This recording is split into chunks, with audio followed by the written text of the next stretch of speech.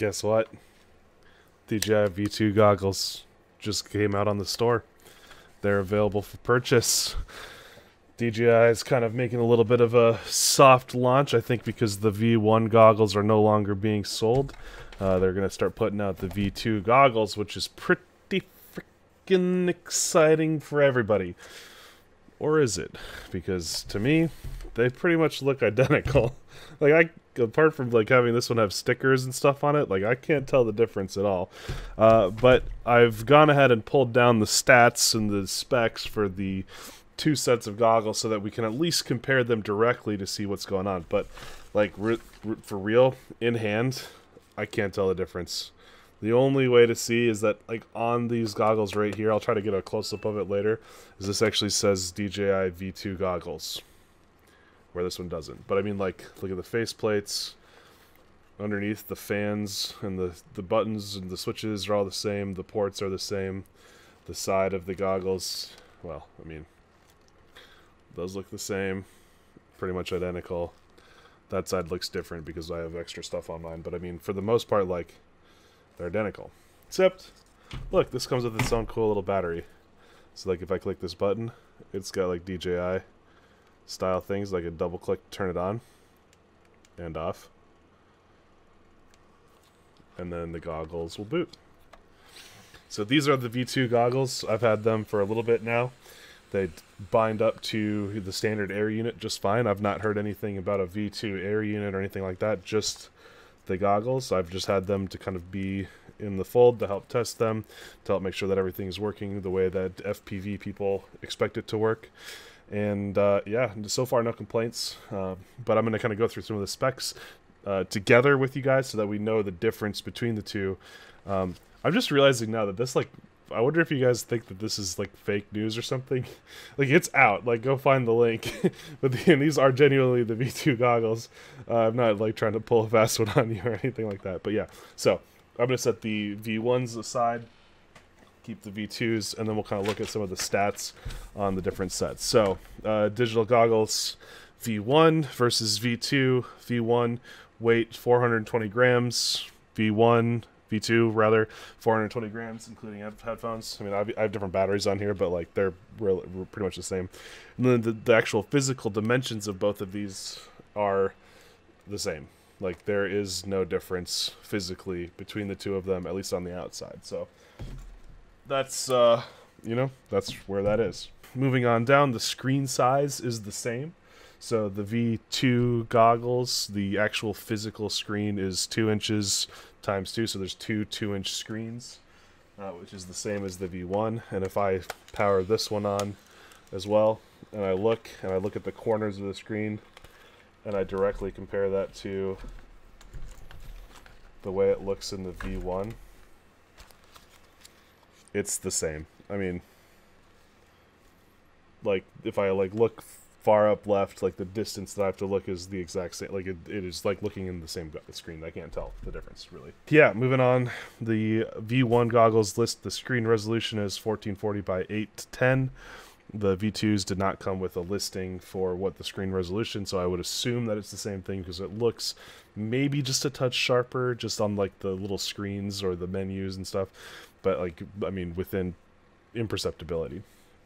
Continuing on down the stats, the V1 goggles had a screen refresh rate of 120 hertz, but the V2s have a screen refresh rate of 144 hertz. So that's the first big stat that's important for the V2 goggles, is they have a screen refresh rate of 144 hertz. What does that mean? What's the refresh rate? So it's a pretty important thing with computer monitors or TVs. For example, right here, this screen is my Alienware 250 hertz 1080p monitor. I got this specifically for sim racing. Having that really, really high refresh rate means that the information that's being sent from your graphics card to your eyeballs is going to be updated more often per second. I'm not saying that you're getting a higher FPS. I'm saying that your screen is physically capable of changing through those pixels faster as a result. So the V1 DJI goggles were 120 hertz, but the V2s are now 144. So it's a very incremental change, but one that's important because, you know, when you're flying a drone at 80 miles an hour and you're trying to hit that gap or run through that race course, all of that information as fast as possible is important. So seeing that we're going to a 144 hertz screen is really, really exciting. And I hope that we continue to keep pushing the limits of what those screens can do. So that's the first really compelling thing that's awesome about the V2 is that the refresh rate is now jumped up to 144 hertz. Scrolling on down here, live view mode. So that would be the mode. That's just what the specs are calling, like looking at the screen on the thing. It's for the V1 was 720p at 120 FPS. If you look at the V2 live view mode, low latency mode, 810p. So we've got 90 extra p at 120 FPS. So we're taking the same refresh or same FPS at a higher refresh rate with a slightly higher resolution. Oh my gosh, that's pretty cool. So we're getting a little bit more information, and we're getting that information just slightly perceivably faster. Cool. Okay, so now we've got something. We've got 144 hertz, and we've got an extra 90p of resolution. Communication frequencies for the V1 were 5.725 to 5.850 gigahertz, so right in the middle of the 5.8 band. But if you look at the communication protocol for the V2, it goes from 2.4 to 2.48 and 5.7 to 5.8. So there's something happening with the goggles on both the 2 gigahertz band or the 2.4 gigahertz band and the 5.0 gigahertz band. So I don't know exactly what that means. It doesn't really dive into what is going on here, but presumably maybe one or two of the antennas is transmitting or receiving or both at 2.4 gigahertz, which is really, really interesting. I don't know what that necessarily could mean. Maybe there's better communication or some sort of communication between the controller and the goggles, or the goggles and the drones. In the air unit, I don't know. But that is pretty sweet. So I don't know what that means, but I'm excited to find out more about why the V2 goggles support 2.4 gigahertz. Oh, here's another one. So another awesome feature about the V2 goggles is, one, it comes with its own battery, obviously, which we showed that before. It's just kind of this USB-C looking battery that you can plug in and charge over USB-C or however you charge your batteries like that.